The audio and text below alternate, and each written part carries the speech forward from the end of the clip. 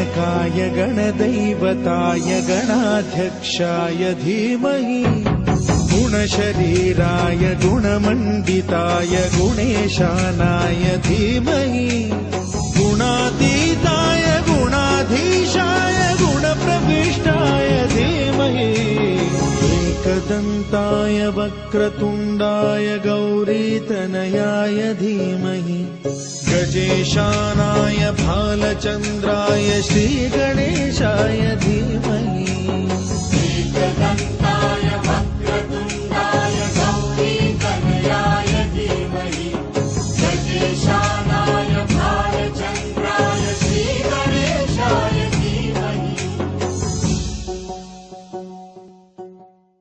श्री राम देव कृपालु भजो मन हरन भव भय दारुणम अवतार धार उतार भार उद्धार धरणी कारणम कर्ण कुंडल हस्त भाला तिलक सुंदर शोभितम पीत पट गल पुष्प माला नील अश्वारोहितम कस्त तारण गलन दानव भक्त आनंद कारणम पाप हारण भैरव मारण संत जनन उद्धारणम भक्त पाल नयन विशाल उदार अंग विभूषणम वीर देव मृणाद नंदन क्लेश कष्ट विभूषणम विष्णु महर्षि वदत नाथ संत जन मन रंजनम हृदय नित्य निवास कुरु श्रीदेव अजमल नंदनम श्री राम। जब जब धरती पर पाप का भार बढ़ता है तब तब धर्म की पुनः स्थापना करने हेतु भगवान स्वयं धरती पर अवतार लेते हैं। भगवान ने सतयुग में नरसिंह रूप, त्रेता युग में राम एवं द्वापर युग में कृष्ण रूप में अवतार लिया।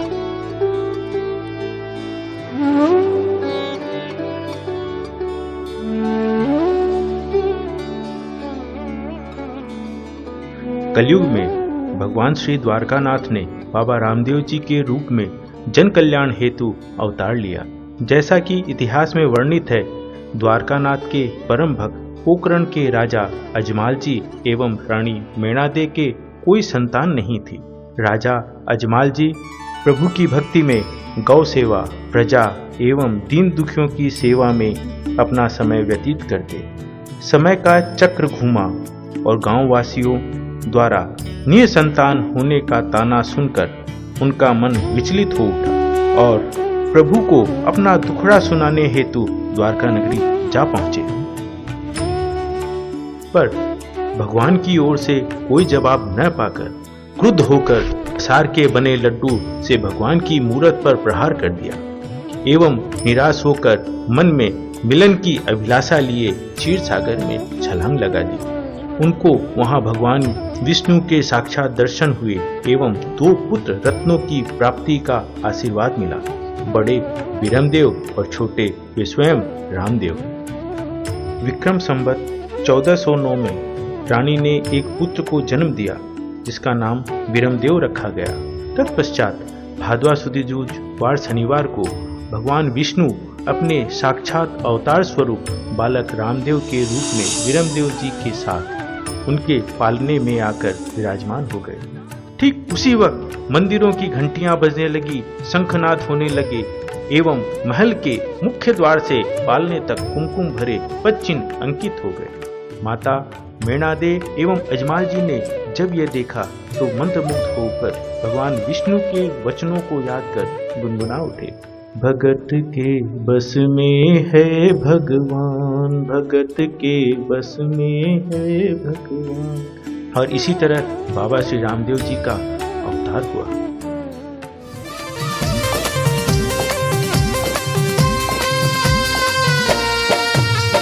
भक्तां को रखने आया द्वारिका नाथ। भगता तो विश्वास रखने आया द्वारिका नाथ। भादुड़ी दूज है आई, प्रगटिया कृष्ण कन्हाई। हाँ,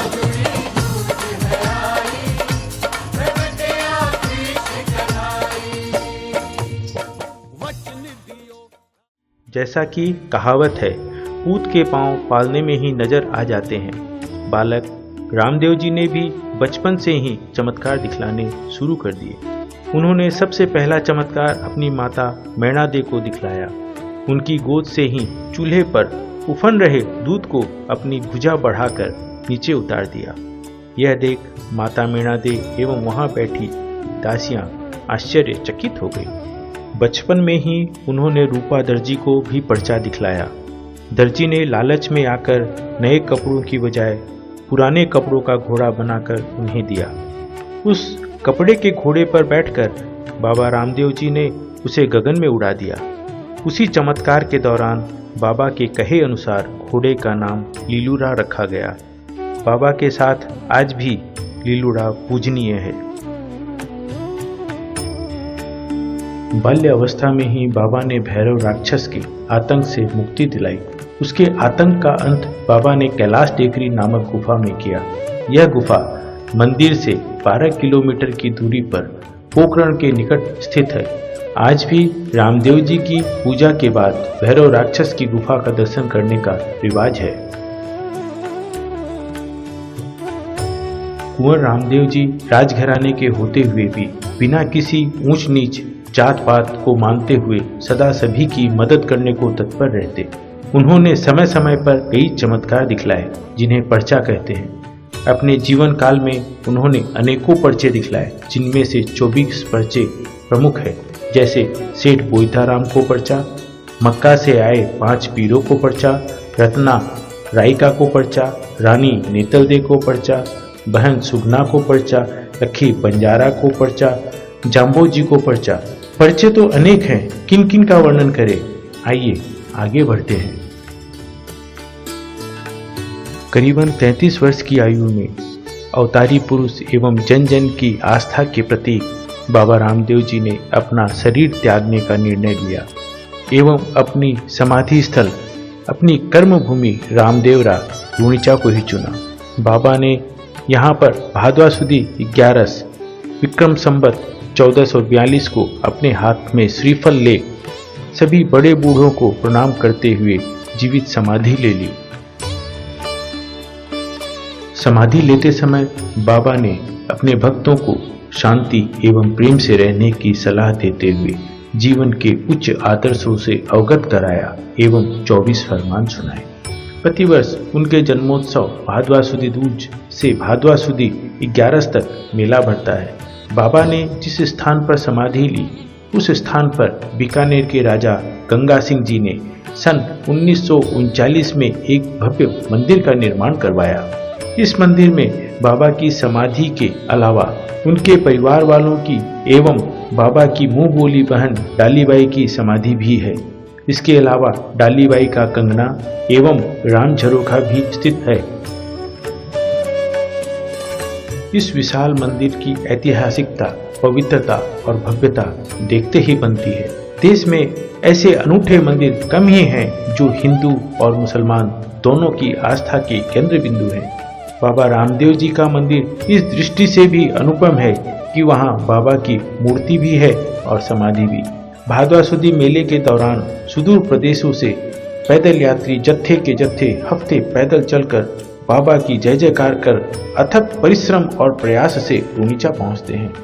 पैदल यात्री जो बाबा के मेले में आते हैं वे रास्ते के किनारे पत्थरों के घर बनाते हैं। ऐसी मान्यता है कि जो ऐसे पत्थरों के घर बनाते हैं बाबा की कृपा से उनके सपनों का घर जल्द ही बनकर तैयार हो जाता है। मंदिर में स्थित डालीबाई का कंगन आस्था का प्रतीक है। इसके बारे में ऐसी मान्यता है कि इस कंगन के अंदर से निकलने पर रोग मुक्त हो जाते हैं। कहते हैं भक्तों को प्रभु भक्ति में हर वस्तु में भगवान का वास नजर आता है।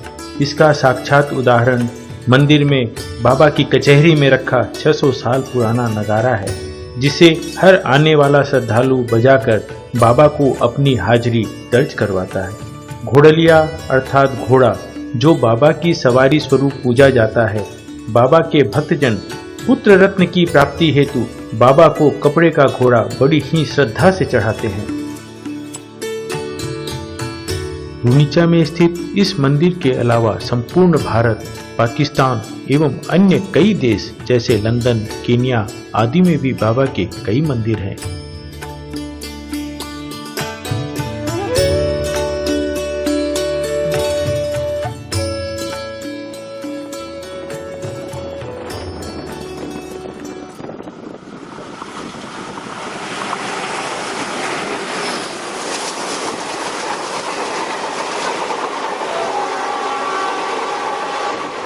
आइए अब हम आपको हमारे प्यारे से शहर डिब्रूगढ़ की सैर करवाते हैं। डिब्रूगढ़ असम राज्य के केंद्र गुवाहाटी के करीबन 500 किलोमीटर की दूरी पर ब्रह्मपुत्र नदी के तट पर स्थित है।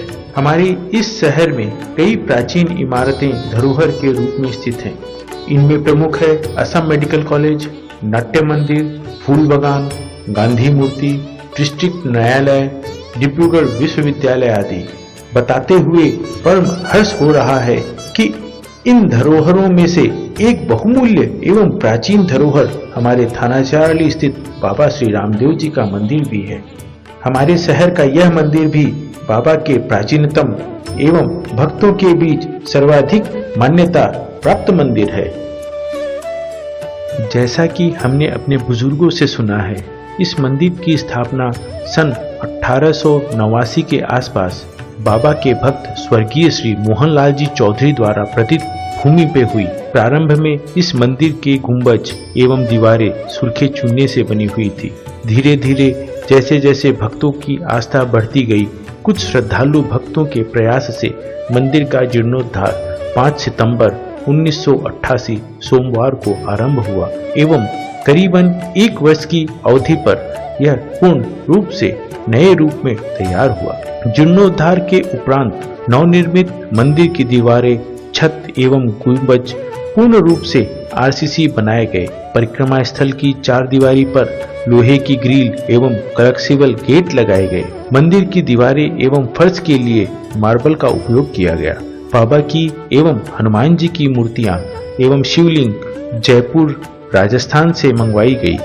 स्वर्गीय श्री परशुराम जी जालान ने यजमान स्वरूप पंडित स्वर्गीय श्री परशुराम जी शर्मा के सानिध्य में पूजा करवाकर मूर्तियों की प्राण प्रतिष्ठा करवाई। तत्पश्चात समय समय पर आवश्यकता अनुसार एवं सुविधा अनुसार मंदिर में कई परिवर्तन होते गए और ये आज के स्वरूप में आ पाया। मंदिर के मंड में वर्तमान में स्थित बगलिया की स्थापना 1996 को हुई एवं पूर्ण चांदी का मंड 2007 में निर्मित हुआ। बाबा की समाधि की स्थापना 1993 को हुई। सन 1997 में मंदिर के भीतर वाले छोटे हॉल का निर्माण संपन्न हुआ। तत्पश्चात मंदिर के पिछले वाला भवन यानी ध्यान भवन का निर्माण संपन्न हुआ। जिस तरह संपूर्ण भारत में माघ सुदी दशमी एवं भादवा सुदी दशमी को विशाल मेले का आयोजन होता है, इस मंदिर में भी प्राचीन काल से मेले का आयोजन होते आया है। सन 1998 से मेले की भव्यता और भी भव्य होने लगी। समय के साथ लगातार हर वर्ष बाबा के मेले का स्वरूप बदलता गया और मेला बड़ा ही हर्षोल्लास के साथ मनाए जाने लगा। आज स्थिति ऐसी है कि एक मेले के संपन्न होने के साथ साथ ही अगले मेले की आयोजन की प्रतीक्षा शुरू हो जाती है। समय के साथ मंदिर एवं बाबा की मान्यता भक्तों में बढ़ती गई और कई श्रद्धालु भक्त स्वेच्छा से मंदिर की देखभाल एवं विभिन्न आयोजनों को सुचारू रूप से चलाने के लिए कर्मठ कार्यकर्ता के रूप से जुड़ने लगे एवं बिना किसी औपचारिक प्रयास के बाबा रामदेव सेवा समिति का गठन हो गया, जिसका हर एक सदस्य साधारण कार्यकर्ता रहते हुए हर एक काम को सहज मन से करने को तत्पर एवं वचनबद्ध है। मंदिर की सजावट के कार्य को कार्यकर्ताओं के द्वारा अपने हाथों से अथक प्रयास और परिश्रम के बाद सजीव रूप प्रदान किया जाता है। हर वर्ष एक नई वस्तु को मूल बनाकर उस पर काम किया जाता। कभी फूल से तो कभी नारियल के फूल से, कभी मोरपंख, कभी मोती, कभी पत्तल, कभी दीपक से सजावट की जाती, कभी गत्ते के प्रयोग से, कभी राखी का इस्तेमाल किया जाता, तो कभी बांस पर अपनी कारीगरी दिखाई जाती, कभी बाबा के दरबार को रेगिस्तान का रूप दिया जाता, तो कभी राज दरबार का। हर कोई अद्भुत सजावट एवं श्रृंगार को देखकर प्रफुल्लित होते हैं। विगत कई वर्षों से सजावट एवं श्रृंगार के मुख्य आकर्षण के रूप में ये दृश्य सदा स्मरणीय रहेंगे। खम्मा खम्मा हो रामा रुणी चेरा धनिया, खम्मा खम्मा हो रामा रुणी चेरा धनिया, खाने तो ध्यावे रे आखी मारवाड़ हो, आखो गुजरात हो, अजमाल जीरा कमरा, खम्मा खम्मा हो रामा रुणी चेरा धनिया, खाने तो ध्यावे रे आखी मारवाड़ हो, आखो गुजरात हो, अजमाल जीरा कमरा, खम्मा खम्मा हो रामा रुणी चेरा धनिया।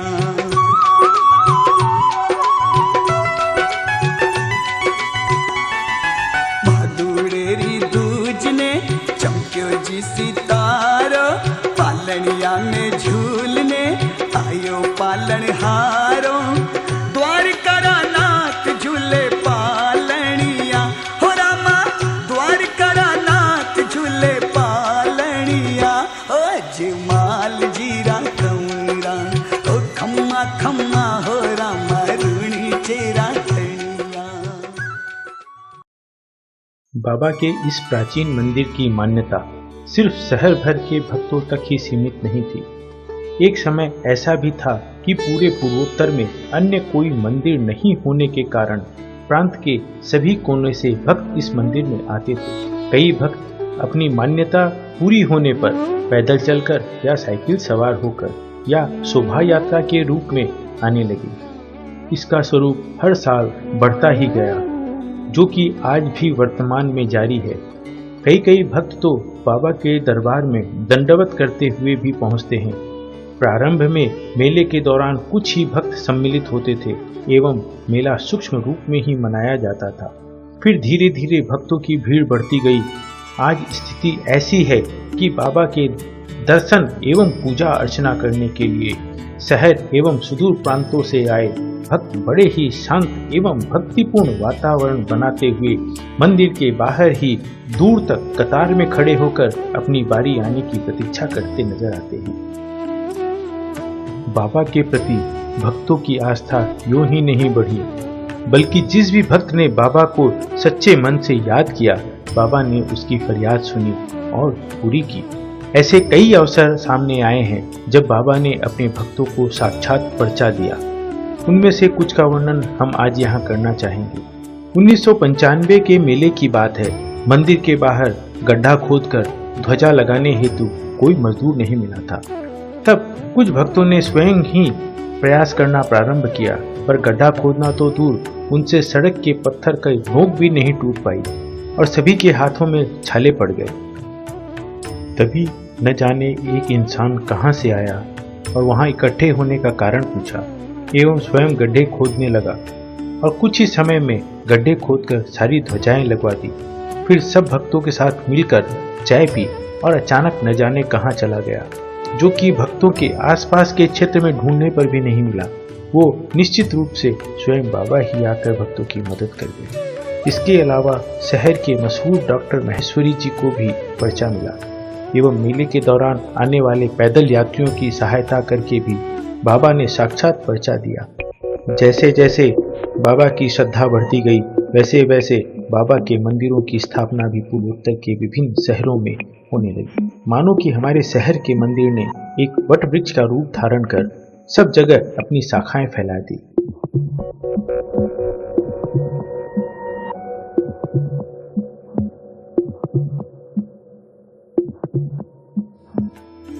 आज असम के गुवाहाटी, मरियानी, शिवसागर, मोरांग, तिनसुकिया, बोकाखात आदि कई शहरों में बाबा के भव्य मंदिर हैं। मेले के सफल आयोजन के अलावा बाबा रामदेव सेवा समिति द्वारा समय समय पर रासलीला, जम्मा जागरण, सुंदरकांड पाठ, भजन संध्या एवं दूज महोत्सव के दौरान धार्मिक प्रश्नोत्तरी प्रतियोगिता, बाबा के पर्चों का मंचन आदि का भी आयोजन करवाया जाता रहा है। इसके अलावा शहर में अन्य धार्मिक संस्थाओं द्वारा आयोजित होने वाली विभिन्न कार्यक्रम जैसे हनुमान जयंती महोत्सव, सहस्त्र चंडी महायज्ञ, भागवत गीता यज्ञ आदि के दौरान आयोजित होने वाली शोभा यात्रा में भी समिति का सक्रिय योगदान रहा है। पूर्वजों से मिली जानकारी के अनुसार सन 2014 में मंदिर स्थापना के 125 वर्ष पूरे हुए एवं मंदिर के जीर्णोद्धार के 25 वर्ष। इस अद्भुत मौके को अविस्मरणीय बनाने की योजना करीब 20 वर्ष पूर्व से चली आ रही थी। कार्यकर्ताओं ने 2014 को अपना लक्ष्य बना रखा था। इस पर निरंतर काम चल रहा था। उन्होंने इसे एक सपने के तौर पर लिया था जो आज हकीकत में सफल हुआ। मंदिर के गौरवपूर्ण 125 वर्ष की पूर्णता पर होने वाले आयोजन का नाम अक्षय वट बाबा श्री रामदेव मंदिर का त्रिकाल महोत्सव दिया गया। अक्षय वट नाम देने का कारण था वट वृक्ष की तरह बाबा की फैलती हुई अक्षय कीर्ति। सर्वप्रथम रूणीचा नगरी में रामदेव जी का मंदिर स्थापित हुआ, फिर कई जगहों पर वट वृक्ष के डाल के समान अन्य कई मंदिर स्थापित हुए। उनमें से एक हमारे डिब्रूगढ़ का धाम भी है। समय गुजरता गया और बाबा की कीर्ति और भी फैलती गई। आज बाबा के मंदिर की संख्या हजारों में है। यही कारण था इस महा आयोजन को अक्षयवट नाम देने का। एक ऐसे अद्भुत आयोजन को सफल बनाने के लिए सभी का सहयोग बहुत आवश्यक है। औपचारिक तौर से इस कार्यक्रम की पहली सभा 26 जनवरी 2013 को की गई। इसके बाद जोरों पर कार्य प्रारंभ हो गया। धीरे धीरे कार्यक्रम की सूची तैयार हुई। इस महा आयोजन का सबसे महत्वपूर्ण बाबा श्री रामदेव जी महाराज का महायज्ञ तय किया गया।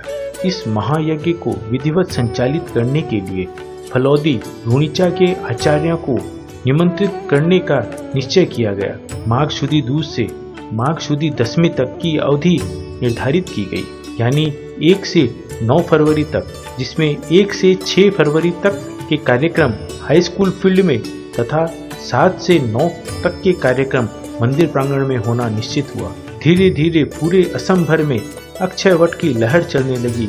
लोग इस महा अनुष्ठान से जुड़ने लगे। हर वर्ष की भांति 2013 के भादवा सुदी दूज एवं दशमी मेले में बाबा का भव्य मेला आयोजन हुआ। दूर दूर से भक्त बाबा के दर्शन के लिए आए। मेले के बाद सभी कार्यकर्ता तन मन से अक्षयवट को सफल बनाने में जुट गए और पूरे कार्यक्रम की रूपरेखा तैयार की गई।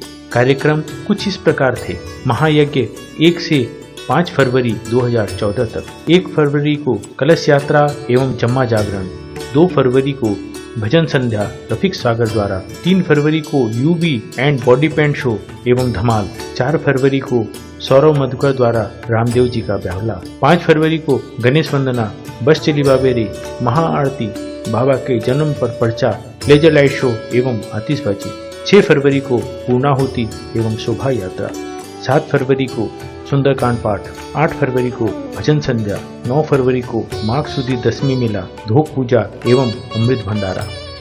यज्ञ एवं सांस्कृतिक कार्यक्रमों के अलावा एक अनूठा आयोजन करने का भी निर्णय किया गया। हमारे राजस्थान की लोक संस्कृति को दर्शाता हुआ एक ऐसा आयोजन जिसमें मरुभूमि की कलाकारी, लोक संस्कृति, खान पान, वेशभूषा इत्यादि को दर्शाया जाए। ऐसे अभूतपूर्व एवं मनमोहक आयोजन का नाम दिया गया धरती धोरारी। यज्ञशाला के मंडप की भूमि पूजन 6 जनवरी 2014 को की गई। इसके बाद बड़ी रफ्तार से पंडाल बनना शुरू हो गया। महायज्ञ के कुंड आचार्यों द्वारा दिए गई जानकारी के अनुसार विभिन्न आकारों में बनाए गए।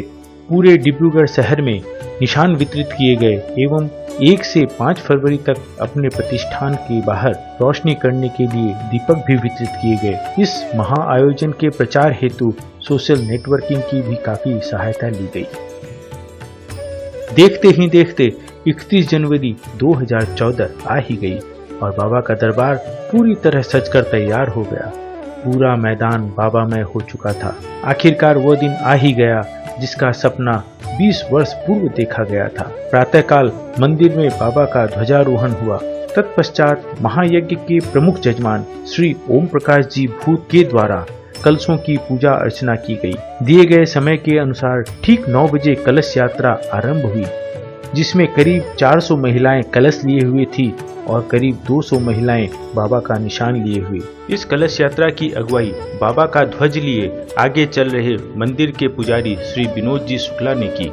यात्रा में कई अद्भुत आकर्षण भी थे, जैसे बाबा की 125 फुट लंबी ध्वजा, मनमोहक झांकियां, फलोदी से आए आचार्यों द्वारा पूरी यात्रा भर स्वस्ति वाचन का पाठ। यात्रा नगर परिक्रमा करके हाई स्कूल फील्ड पहुंची, जहां बाबा की जोत जगाकर बाबा के ध्वजा की स्थापना की गई और इसी वक्त एक भजन गुनगुनाने का मन किया। ज्योत जगी बाबा ज्योत जगी, रामा ने जाधारी जगमग ज्योत जगी, हमा घड़ी कलयुग का अवतारी जगमग ज्योत जगी। ज्योत जगी बाबा ज्योत जगी, रामा ने जाधारी जगमग ज्योत जगी। इसके बाद यज्ञ भूमि का द्वार पूजन कर विधिवत महायज्ञ का शुभारंभ हुआ। सारा वातावरण मंत्रों के उच्चारण से गुंजायमान हुआ।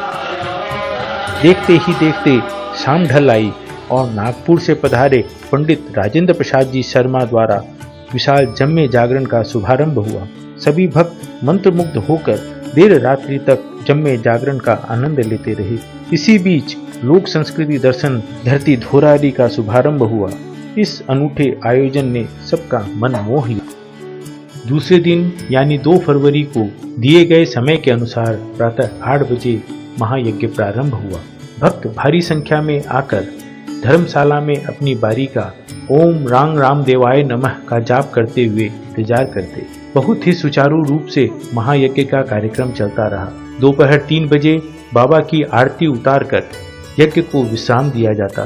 तत्पश्चात धरती धोरारी का द्वार खोल दिया जाते। सायं 6:30 बजे से बीकानेर से आए रफीक सागर जी ने भजनों की अमृत वर्षा करते हुए पूरे माहौल को भक्ति रंग से भिगो दिया। तीसरे दिन भी यज्ञ का कार्यक्रम निर्धारित समय के अनुसार चलता रहा। फिर सायं 6:30 बजे से उत्सुकता से भरी शाम की शुरुआत हुई। फलोदी से पधारे आचार्यों द्वारा गणेश वंदना कर इस शाम का शुभारंभ हुआ। इसके पश्चात दिल्ली के कलाकारों द्वारा UV and body paint show का शुभारंभ हुआ। इस शो को देखने के लिए भारी संख्या में युवा वर्ग उमड़ पड़े। ऐसे शो पूरे उत्तर पूर्व में पहली बार दर्शाया जा रहा था। टीवी पर तो सभी ने ऐसे कार्यक्रम देखे हैं, पर वही जीवंत देखने का अनुभव अविस्मरणीय था। यूवी शो के अंत के बाद जोरहाट से आमंत्रित कलाकारों द्वारा धमाल का कार्यक्रम बहुत ही रंगारंग हुआ। धमाल की तर्ज पे लिखे बाबा के भजनों पर भक्तों ने खूब ठुमके लगाए। ये भी एक ऐतिहासिक शाम बन गई। दूसरे दिन बसंत पंचमी थी और जैसा कि हम जानते हैं कि पहले के जमाने में बसंत पंचमी से ही चंग और धमाल के कार्यक्रम शुरू हो जाया करते थे। ठीक वैसा ही बाबा के इस दरबार में भी हुआ। चौथे दिन की शुरुआत मां शारदे की पूजा से की गई। सभी भक्तों ने विधिवत मां सरस्वती की पूजा कर आशीर्वाद लिया।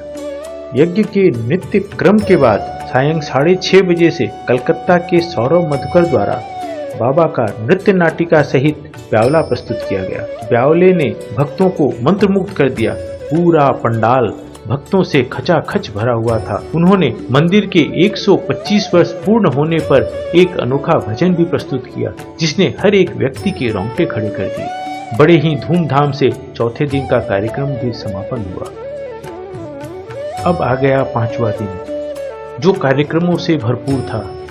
सुबह के यज्ञ के बाद सायं 6:30 बजे से कार्यक्रमों का दौर शुरू हुआ, जो देर रात तक चलता रहा। शाम की शुरुआत मयूरी नृत्य निकेतन के छात्रों द्वारा धमाकेदार गणेश वंदना की प्रस्तुति से हुई। इसके बाद एक बड़ा ही मनमोहक नृत्य बस चली बाबे रे, जो हमारे छोटे छोटे बच्चों ने प्रस्तुत किया था।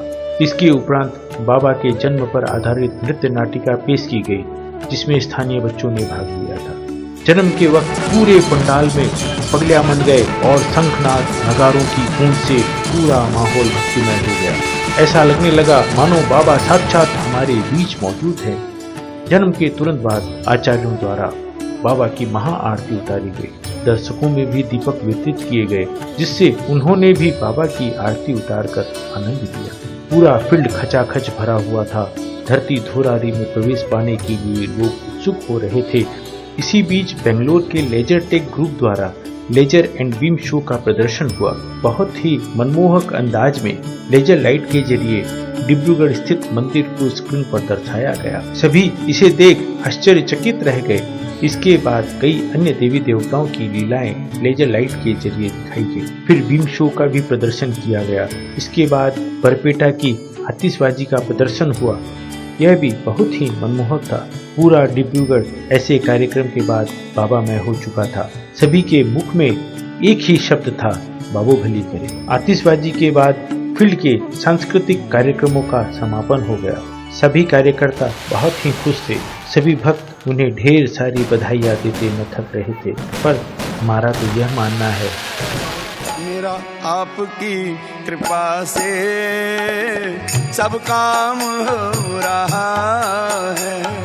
मेरा आपकी कृपा से सब काम हो रहा है। करते हो तुम कन्हैया, करते हो तुम कन्हैया, मेरा नाम हो रहा है। मेरा आपकी कृपा से सब काम। अगले दिन महायज्ञ का भी समापन था। प्रातः 9 बजे से यज्ञ स्थल पे तर्पण का कार्यक्रम हुआ। इसके पश्चात महायज्ञ की पूर्णाहुति हुई। 4 दिनों में करीबन 4000 से ज्यादा लोगों ने महायज्ञ में अपनी आहुति अर्पण की।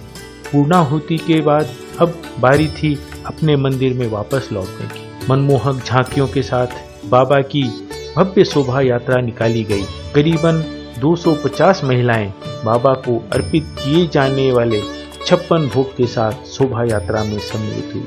शोभा यात्रा में मंदिर के कार्यकर्ताओं द्वारा बनाई गई 125 गणेश जी की मूर्तियों की झांकी भी सम्मिलित। सभी भक्तों ने शोभा यात्रा में खूब नृत्य कर बाबा को रिझाया। मंदिर पहुंचकर बाबा को 56 भोग अर्पित किया गया और जोत लेकर भव्य आरती उतारी गई। अगले दिन मंदिर स्थित ध्यान भवन में तिनसुकिया के श्री सुंदरकांड समिति द्वारा संगीतमय सुंदरकांड का पाठ किया गया। फिर 8 फरवरी 2014 को भजन संध्या का कार्यक्रम था। माकुम से आए कलाकारों ने भजनों की अमृत वर्षा की। आखिरकार माघ सुदी दशमी का दिन आ ही गया। सुबह से ही भक्तों का रेला मंदिर में जमा हुआ था। भारी संख्या में भक्तों ने बाबा के दर्शन किए। हर वर्ष की तरह इस वर्ष भी बाबा का हवन मंदिर प्रांगण में किया गया। प्रातः 11 बजे से बाबा का अमृत भंडारा प्रारंभ हुआ, जो देर रात्रि तक चलता रहा। सभी भक्तों ने बाबा का प्रसाद ग्रहण कर बाबा का आशीर्वाद लिया।